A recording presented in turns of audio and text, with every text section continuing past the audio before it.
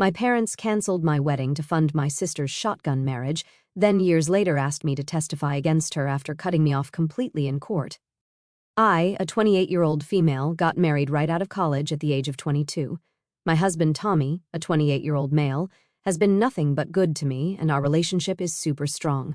My sister, Erica, a 24-year-old female, to put it lightly, is the polar opposite of that.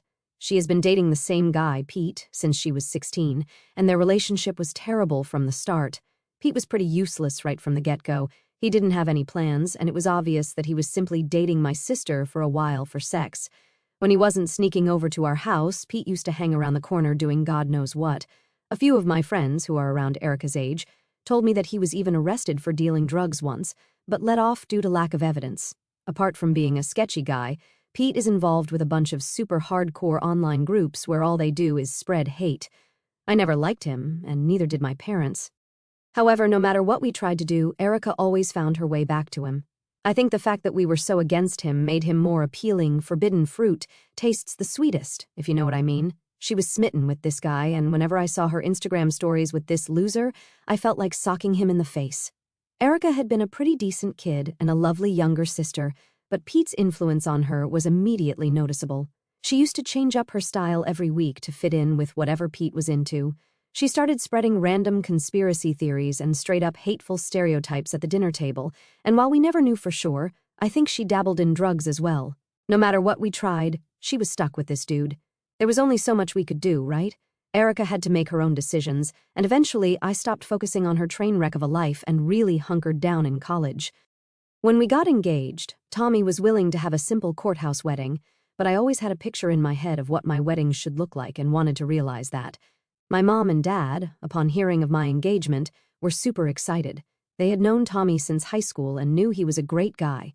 Without even broaching the topic myself, my mom agreed immediately to pay for my wedding, saying that she wanted it to be the best day of my life. I was super excited, and we spent around 4 months planning the perfect wedding, booking the venue, and selecting decor. Mom and Dad had paid the booking amount and deposits at every single step, and were going to transfer the full amount for final invoices in around 1 to 2 months. I was blown away by the kind of generosity my parents were showering on me, and because they were helping out in full, as opposed to just chipping in, our wedding was going to be amazing. But a month before the day of the wedding, I suddenly got a call from our caterer saying the amount they were due hadn't been sent yet, then the photographer, then the venue. I was a little confused, as I had just called my mom yesterday, and we were happily discussing how things would go at the wedding. I called her and casually said, "Hey Mom, I think you might have forgotten to send over the payments to a few places. Is everything okay? Did it slip your mind? If you want, I can teach you to PayPal them." Maybe from behind I heard some hush whispering, and then Mom responded by saying, all payments, something has come up. Yesterday we found out that your sister, well, she's pregnant with Pete's kid. Your father and I want her to get married, and she's agreed to it if we pay for the whole thing. We don't want her to have a kid with someone she's not married to." I was shocked on so many levels. Firstly, did they mean that Erica would hijack my wedding? Second, why did she have to marry Pete? I get that my parents were a bit conservative, but this marriage would lock Erica in with that no-good deadbeat. With all of this swirling in my mind, I said, "Mom, I can't back out of the payments now, and come on, you know that Pete's not the right guy for Erica. Why would you do this?" Sensing some hostility, my mom said, "I know it's not ideal, but you need to suck it up. We didn't want this either, but we think this is best for Erica. People will say things if she doesn't marry and has a kid, and listen, we'll just use your venue and stuff for her wedding. The earlier we get it done, the better. You can always postpone and get it done later, right? Courthouse weddings aren't that bad, dear, or you could come to Erica's wedding. That would still be an amazing experience. Or maybe we could do a double wedding." I was too angry to speak, and I told her how unfair this was. I had put in months of work to plan this wedding, and all of a sudden it was being given away to Erica. I didn't want a damn double wedding, and ideally I didn't want my sister to marry a loser. I told her that if this wedding went through, she and Dad wouldn't be welcome at my apartment, nor would I make any contact with them. Then I cut the call. I spoke to Tommy about it, and he felt like my parents had completely blindsided us. While he was being more diplomatic than me, he also felt like it wasn't fair to go and see about this. And with my parents' insistence on switching the wedding over to Erica, we did it. It was super humiliating to explain to Tommy's family, but they were understanding enough. We ended up having a small courthouse wedding, but thankfully, I did get to have the wedding vow renewal, technically, of my dreams just last year. As for Erica, Pete, and my parents, I didn't know a lot about what they'd been up to. I knew that Erica was working at Dad's company and that Pete was unemployed, that's it. I didn't know anything about my nephew Randall either, except the pictures I saw of him on social media. That is, until last week, when the lawyer called me on behalf of my parents asking me to testify as to Erica's unstable character, as she had sued my dad for wrongful termination.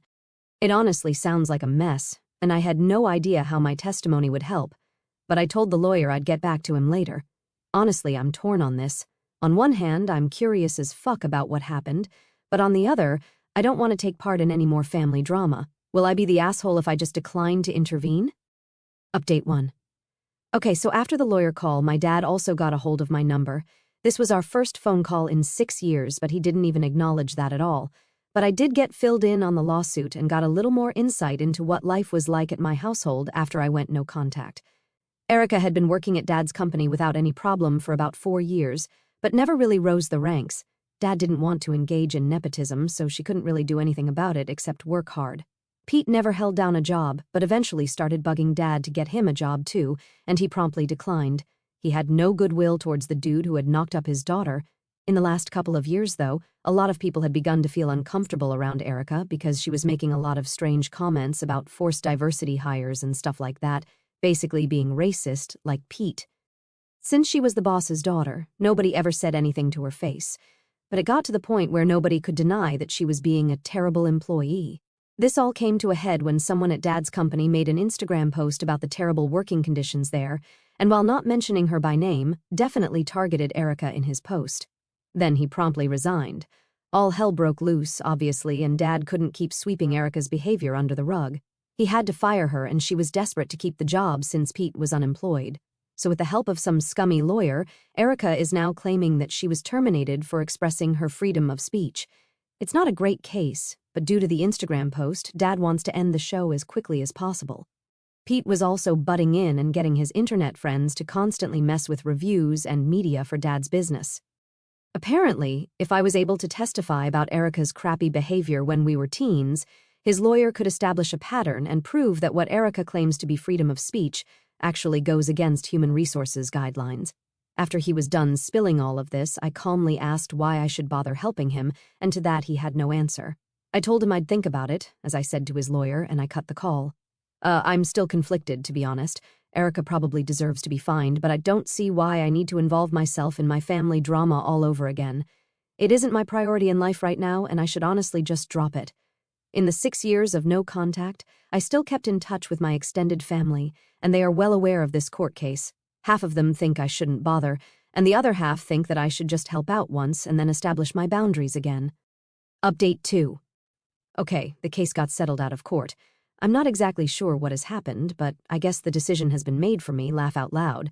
The more I thought about it and discussed it with people who weren't family, though, the more I thought that it was best that I didn't get involved. I genuinely feel like it would just disturb my peace. Update 3. Guys, I found out why the case got settled. I was talking to my cousin recently, and he told me about how Erica hit the jackpot. I was curious and asked him what he meant, and he said that my mom and dad were just paying Erica each month. They just sent her money, and that was why she dropped the case. I'm genuinely laughing at the absurdity of supporting a 24-year-old woman and her husband, and my parents definitely got what they deserved in this deal. You will be the asshole? In my opinion, I feel like this goes beyond your dad and your relationship with him and falls more on doing the right thing by the employees. If the company gets embroiled in controversy, a lot of good people might get into trouble, not the asshole. It's clear your dad fired her due to public opinion and is now trying to end the court case due to public opinion. It doesn't seem like he cares about his employees at all, and you helping out in this way is unlikely to change things and just embroils you in family craziness. Girl, you left that behind, keep it there. Next story. I, a 25-year-old female, and my ex, a 28-year-old male, have a 2-year-old son together. Our son was born with a birth defect that required surgery last year, which resulted in a week at the hospital to recover and a month of recovery at home. While at the hospital, I would get constant calls and texts 24/7 from my ex asking for updates, which is a normal thing to ask. However, every time I would tell him, his response always led to yelling at me for not telling him sooner, even if whatever it was had just happened. His thought was that the second I heard a slight change, I should be immediately calling him. I never waited longer than a full day to update him. However, the calls and texts from him were becoming extremely exhausting. Not to mention, I was extremely depressed and overwhelmed during this time. What frustrated me the most was he never made a single attempt to come up to the hospital or even see him after. It's been a year since then, and due to the damage from the birth defect, our son needs another surgery with the same recovery time. Not once did my ex ever go to any doctor's appointments, testing, etc., but would consistently berate me if I did not call him immediately to tell him every detail. So yesterday, I went to pick my son up at his grandmom's, my ex's mom's house, and when seeing my ex, I reminded him of our son's surgery coming up soon. His first response was that I looked confused, so I explained if he wanted to know what's going on, he could go to the hospital and ask the doctors himself. He got angry and started yelling, but I just took my son and went home.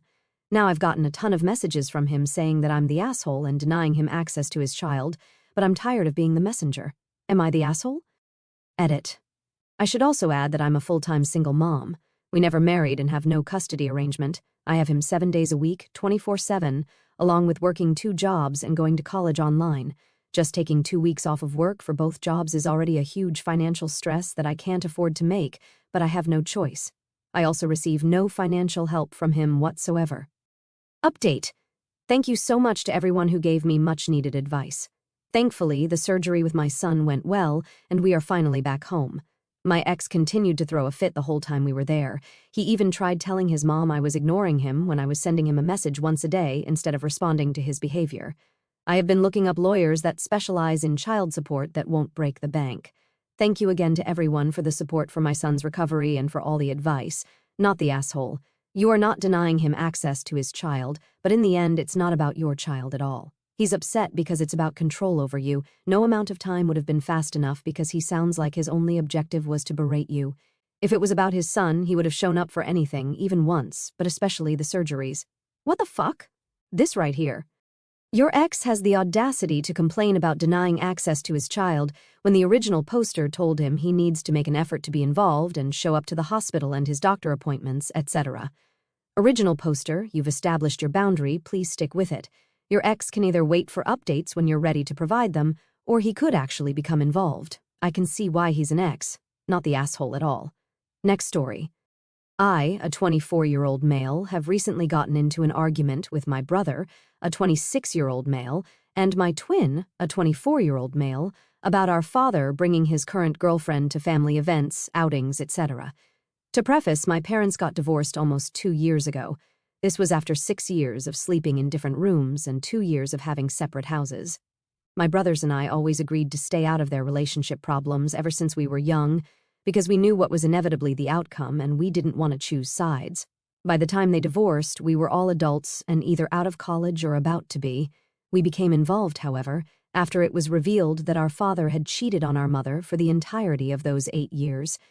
We had our suspicions since our mother constantly talked about a woman she didn't like from our father's work that he would constantly spend time with, but we never knew it was actually happening until our uncle, who worked with our father, told our whole family.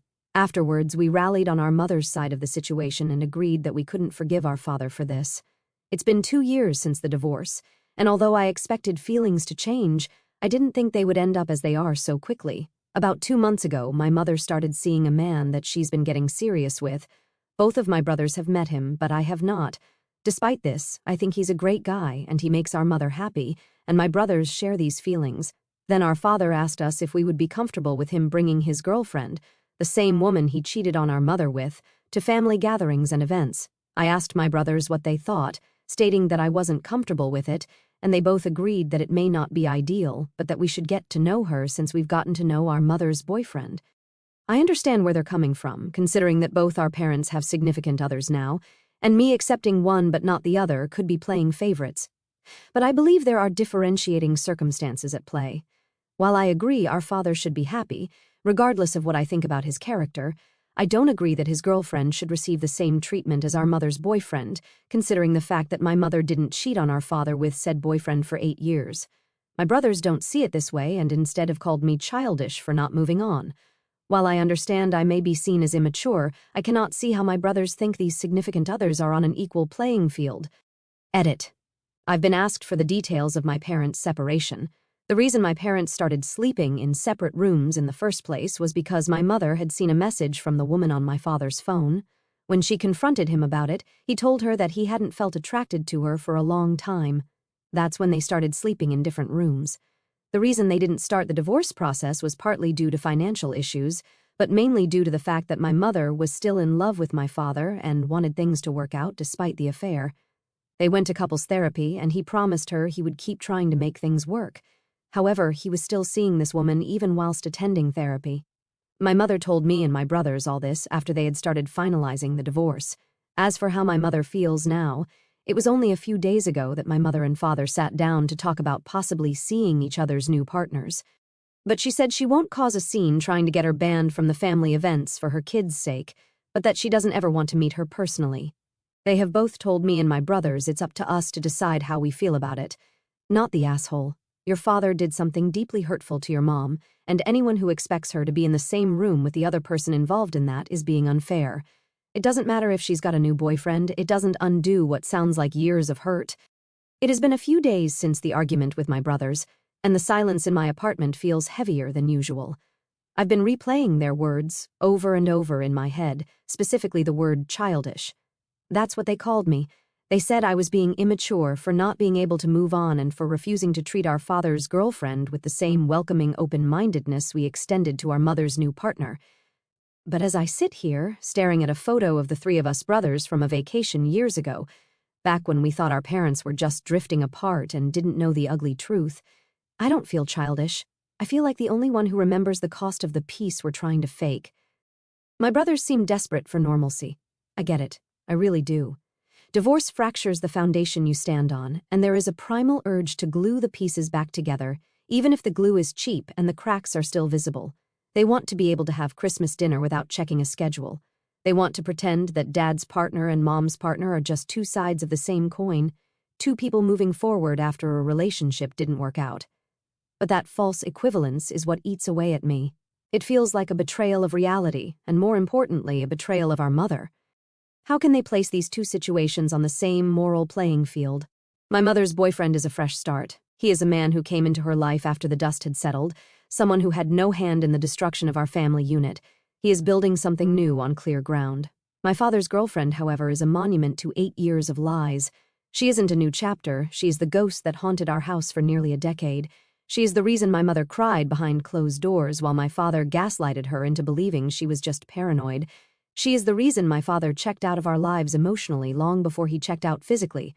When I think about sitting across a dinner table from her, breaking bread and making small talk about the weather, I feel a physical wave of nausea. To normalize her presence is to retroactively validate the affair. It sends a message that if you wait long enough, if you just let enough time pass, the betrayal stops mattering. It tells my father that there are no lasting consequences for decimating his wife's self-esteem for 8 years.